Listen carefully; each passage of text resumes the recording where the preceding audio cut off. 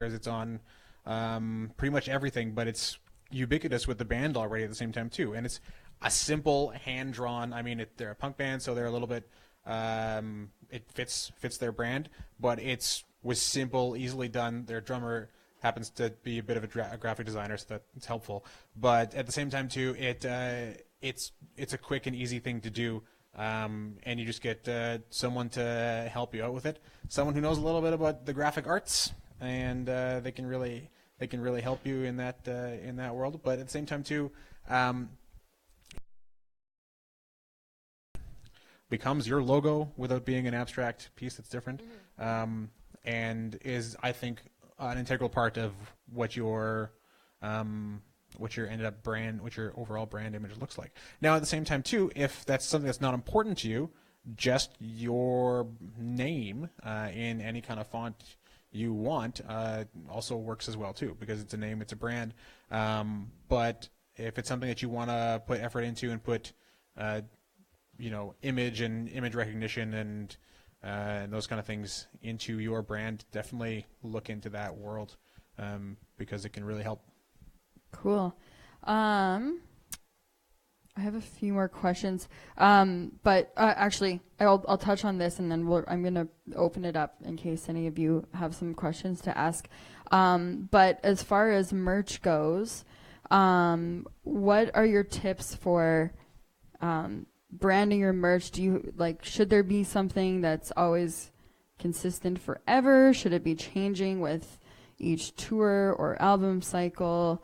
And just out of your experience, and you Mise en Scene's done really cool stuff with merch and sort of portraying your brand and what you represent with that. Can you just share a little bit about what you do and what's important as well? Sure. Well, one thing I think is important is you should kind of have like a standard band shirt, like with your name on it, like the pup, like it's kind of like always available no matter what album cycle you're on. And then you kind of make an album cycle shirt. So maybe the album title's on it. Maybe there's a little bit more ooh la la on it. In terms of what we do, we've just been doing a lot of like really kind of straightforward, simple stuff right now. We do a lot of our own work on it. Like we use our own font. Like this whole last album cycle that we're doing, our font that we use for it is what I have scratched into old photograph paper. So everything on our album, the front and the back, like the band name and the album title and then the songs on the track, like it's all scratched into photo paper with a knife, and then it's faxed in or scanned in, and then it's collaged and blah blah blah. So we went with this whole kind of analog film idea with like ripping and collaging, and so that's kind of how we've moved forward with the album. Can I interrupt for a sec? Yeah, I just want to give the backstory on how, because your band started because you were doing visual art together with Jody. So it's that whole being true to yourself. Yeah, it's still coming through. This album looks very different than your last album, but it's still, that's the whole being true to yourself thing. Us, yeah, and we're painters and photographers and graphic designers and all that shit. So like we care about that. We like that. We like doing it and leaning into it. So we find it really fun, because anytime anybody else does it, we're like, absolutely not. This is so gross. Get it away from me, because we don't feel like it's us. And so that's us though. We're picky and we have our own ideas of how we want to look. So we kind of take the lead on that sort of thing. And yeah, like every album cycle's been different, but we've been the people doing it. Not that our label can't. Like every time they send us stuff, we're just like, we're not into it, so we just do it ourselves. So, and that's just us knowing what we want and how we want our artistic sense and self to come out, and how we want. So like we did a zine. We did like a mise en zine, where it's all kind of collagey and everyone's writing stuff in it. We sell that. We have pins with Jody's drawings, and we do a lot of that kind of stuff. Just because it's kind of like, it's not just a piece of art. We did it. It's from us to you. We kind of like that little DIY thing. But in terms of like for you guys and what you guys are doing, I think, you know, if you're not on an album cycle, like get a kick-ass font. Fonts are hard, okay? Like it maybe took me like 5 days to figure out what font we were going to do for this. You know, it takes a long time. Everything feels like it looks the same, and then you see something you like, and then you feel like everybody else uses it or whatever. So, you know, find some cool ways that maybe you want to write something down with a pen, and like maybe that's what you like, or maybe you like your mom's handwriting and that's what you do, and maybe use grandma's writing, or maybe your writing. I don't know. Like anything. There's a lot of different ways that you can kind of go about it. But again, just stay in here, and you know what's right. I think everyone in here inherently kind of knows. Like, you know when it's not you, and you know when it is you. So follow when it is, and just ignore it when it's not, and push it away when it's not.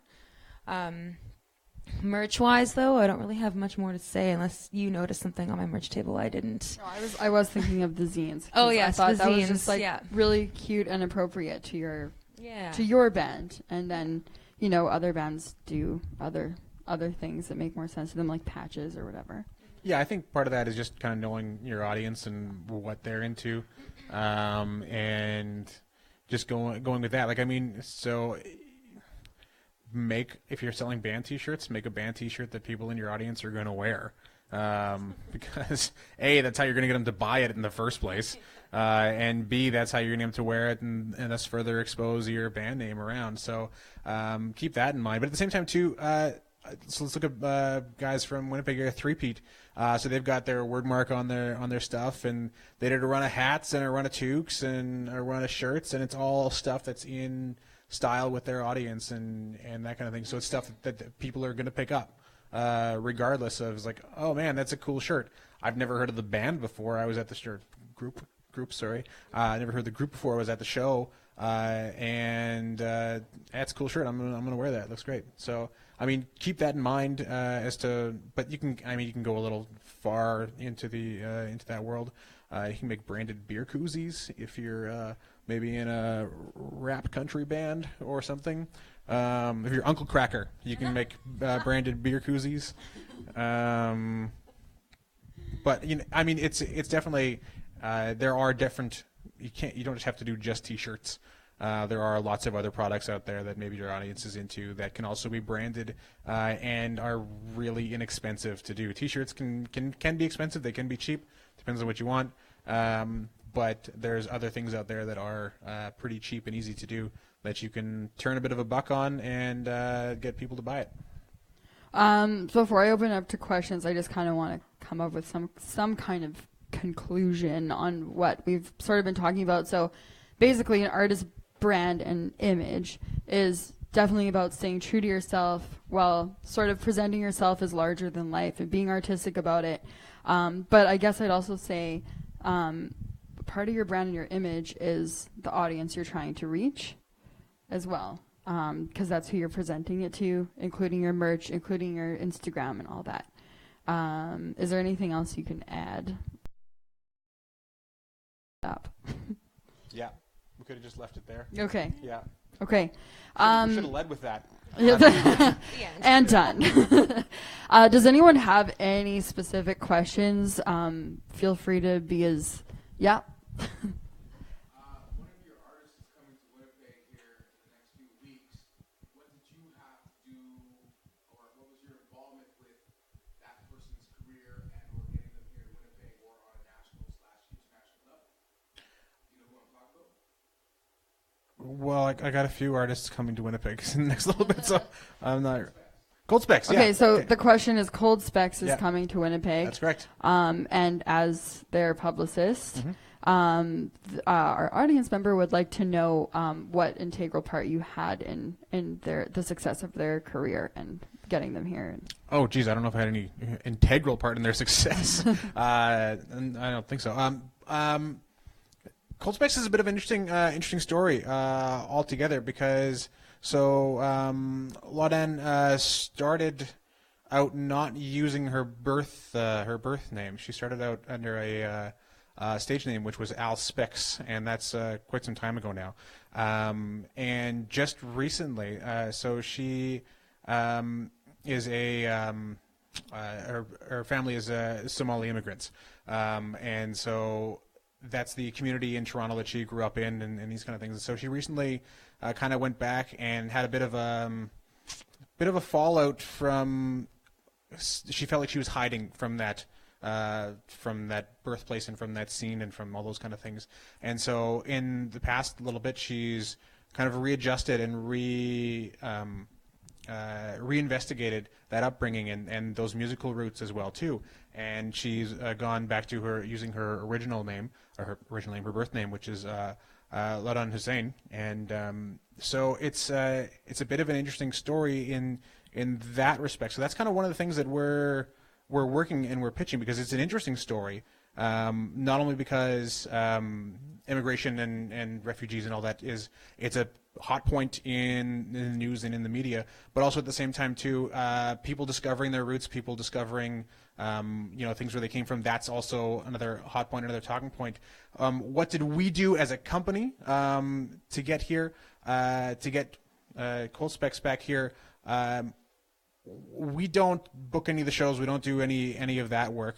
We don't pitch that this is a good audience for you to come to. That's all in the booking agents and all that kind of world, and also in the management kind of world. But what we do is we kind of pave the way for when they come here to try and get as much attention for the show and for the album release and all those kind of things as possible. So we're pitching on their behalf to, let's say, the Winnipeg Free Press and to the radio stations around here, to the CBC and to the Metro and all those kind of places to talk to the artist and have them give another platform, to tell their story, but also get people, readers interested in it, so that, I'm going to buy a ticket to the show.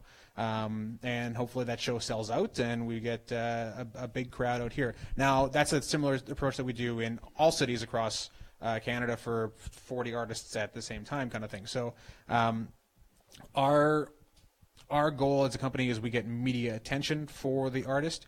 We don't necessarily do anything on the management side or on the brand side specifically. We do work with the companies to discuss what are the talking points, what is the brand, what is the story, what are these kind of things, what are we focusing on here. And we do advise in some situations in the planning stage, not necessarily, but the final decision doesn't fall onto us exactly. However, we do work together with that and try to use those different talking points, like I discussed about how immigration, refugees, and all that kind of stuff, and discovering roots are all hot topics right now. And that's also helping to pave the way too, because not only is it a music piece, not only is it an art piece, but it's also it's got political elements to it as well. It's got all kinds of different.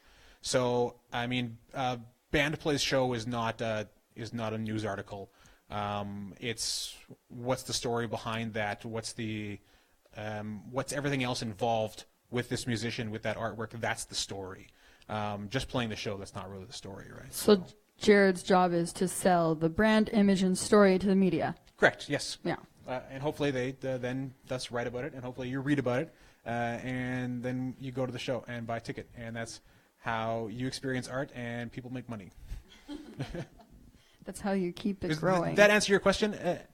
Yeah. Okay, awesome. Cool. Does anyone else have questions? Yes. I have a question. So, like, I have a project coming out. I was like an album. I was wondering, is relying on like people to share your social media things a good way of going about it, or should you like pay for social media advertising, or is that a waste of money? Okay, the question is, if you're coming out, and this would be great for the fan engagement one, because they'll be able to give you, but we'll still address it because it's a quick one. The question is, for an album cycle or an album coming out, can you simply rely on your fans and your followers to share it, or is it important to put out an ad, like a Facebook ad or something? I would say it depends on what kind of music you're making and what your genre is, and what your budget is. You can spend a lot of money on social media advertising really quickly and have made zero impact. That does happen, and it can happen. But if it's the kind of stuff that you think people are going to see in an ad and pick up and share with their own followers, then that's maybe something you want to look into. But you have to understand that just because you're paying for something doesn't mean that it's going to your audience specifically. Some of the people will overlap in your audience that might be interested in it, but at the same time too, it's going to go to, you're going to spend money on getting it to people that aren't going to click on it, that aren't going to be interested in it whatsoever, right? So if it's something that's going to appeal to maybe a larger section of people, maybe it's worthwhile. But if it's something that you think, okay, here's my community in Winnipeg, here's my fan base, and also here's the community of like-minded people on the internet, can I reach them for free just with having people getting new followers with my content and getting people to share that? Can I reach that audience for free? And your answer is yes, and you want to put the time and effort into that, then absolutely go down that road. But just keep in mind that you can throw money down the hole really quickly. And as a side note, you should always have an email sign up at your shows or have people subscribe to your email, because social media is almost impossible to reach who you want to reach without putting thousands of dollars into it. Does anyone have any other questions just in regards to, yes? Now, as a developing band, we're starting out, and if when we spend our 5 days on our font and stuff like that, which will come up really soon, how do we launch our brand? Okay, that's a good question. Launching your brand. We're just starting. Our music is where it needs to be. We've got the right idea for our name. Gonna work on a logo, like I said, but we're up to the mark. But how do we go about launching that after that? Okay, so this is a good question. The question is about when you're just starting a brand, the music's there, you've got your word mark ready, you've got everything ready to go. The question is, how do you launch your brand? What's the best way to launch that? You're going to talk about the media stuff in a second. Sure. Your band is a good example of not musically sound Yeah. totally different, but we'd like to be doing European tours and doing things like Right. that. And how do you launch a brand so that it can catch up? Yeah. So do you have your photo shoots done yet? Yeah. Okay, so you got photo shoots. So, you know, what you're wearing, that's true to what you wear on stage and all that jazz. And your album art's done. Your album art's done. And that all kind of works together. You just got to figure out your font and... Just doing our first album. So Okay. So we haven't really gotten out there just yet. And Yeah. we're working on just, and that's the reason I came. Yeah. Well, you know, you kind of just gotta jump in. Like I feel like, especially with where you're at right now, you just gotta start going for it, because you'll be amazed at, like, I'm always amazed at what gets the most likes on our Instagram photos and what doesn't. I'm like, that got nothing. Well, it didn't get nothing, but I'm like, huh. And then something like gets over 200 likes. I'm like, why? Like, so you sometimes have to like feel it out and see what your fans like and who your fans are. Like, you know, fans are fans, and anyone who wants to listen to your music, like, fuck yeah, right? Like, yay, you know? And so in some ways you can't always like choose your audience. They choose you, and because it's someone other than you wanting to listen to your music. So, you know, I would just start showing the band, start showing people who you are, individual stuff, who plays bass, who's the lead singer. You can do really fun, like, casual posts on Instagram and on Facebook. You want to be careful not to push too many Instagram shots to Facebook, because then people are just like, enough already. Like, you know, give people a reason to go to Instagram and to go to your Facebook. Make individual posts. You know, you can do an album reveal post, like what your title of your album is. The cover can be a post. Like, you can start building up. Like, Instagram has this new thing, you guys, and I'm so into it. It has this like drafts section. Has anyone used that? Have you used that? I love it. I have like about 100 mise-en-scene draft photos that have been edited when I'm bored in the car. And so when we have to talk about a show or whatever, I've got a great shot.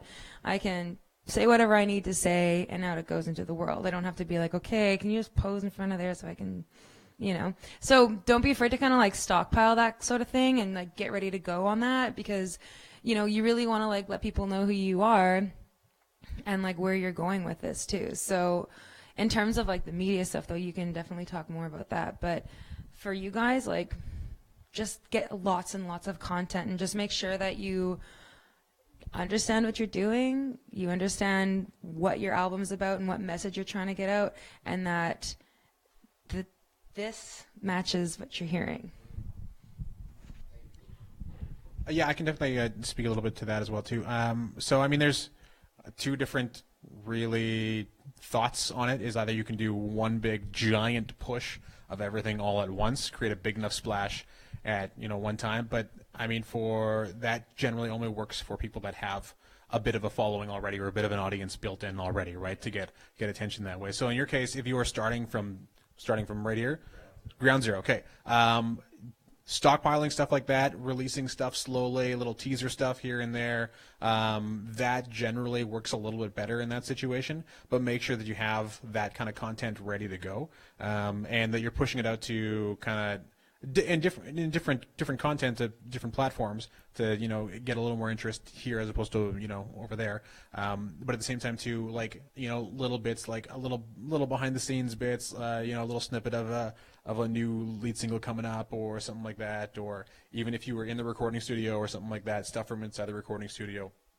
Starting small, starting with what you have, and I mean just what you're doing, what the band is up to. Just letting people get to know who the band is and what you're doing is really the best way to start anyway. Especially if you don't have the audience already there to just immediately latch onto it, right? And at the same time too, from the media side of things, this first EP, you're not going to get a lot of attention. That's the reality of the situation. But at the same time too, now's the place and now's the time to start planting seeds. So identify your major outlets that you want to approach and who you think would actually fit your music, and start approaching them and saying like, yeah, hey, here's our EP. I don't care if you don't post anything or do it, but listen to it, right? And so the next time around, you got an album coming out, and you send them stuff again, like, oh yeah, you know what? I recognize that name from before. We didn't do anything, but oh yeah, it sounded cool. I remember that. And then it gives them a second reason to dive in again, right? So it's this is your seed planting time with media anyway. So try and just get the name out there, get the name to become recognized the next time around.